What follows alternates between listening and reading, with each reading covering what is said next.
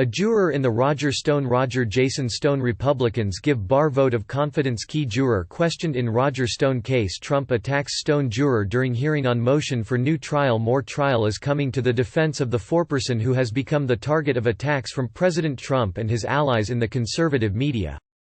Elected officials have no business attacking citizens for performing their civic duty, Seth Cousins, who sat on the jury in the trial of Trump's longtime confidant, wrote in a Washington Post op-ed on Tuesday. When the president attacks our jury's foreperson, he is effectively attacking every American who takes time off work, arranges child care and otherwise disrupts their life temporarily to participate in this civic duty, he added.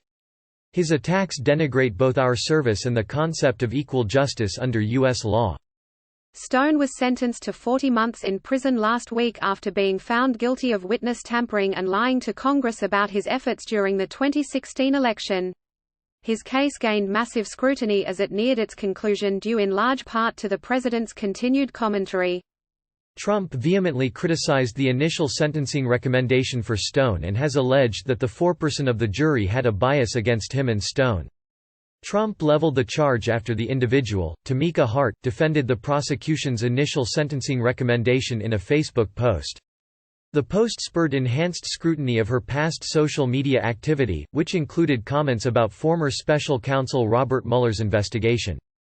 Trump claimed on Tuesday that rarely has a juror been so tainted as the forewoman in the Roger Stone case. She was totally biased, as is the judge. Trump tweeted, calling the case a miscarriage of justice that is sad to watch. Cousins pushed back heavily against the allegations, writing that the striking irony is that the foreperson, who has been the subject recently of numerous ad hominem attacks, was actually one of the strongest advocates for the rights of the defendant and for a rigorous process. She expressed skepticism at some of the government's claims and was one of the last people to vote to convict on the charge that took most of our deliberation time, he said, adding that Stone has used the manufactured controversy to demand a mistrial.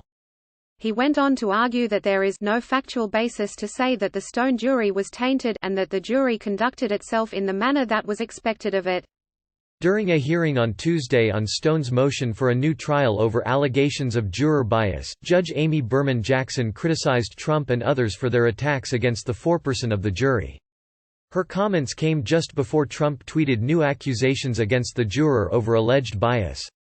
Stone's motion for a new trial is centered around the role Hart played on the jury, which came into question after she identified herself in a Facebook post after 4 prosecutors resigned from Stone's case. The move from the prosecutors came after Justice Department leaders stepped in and asked for a lighter sentence than the one they recommended for Stone. Jackson noted that Trump and Fox News host Tucker Carlson had publicly disparaged the juror.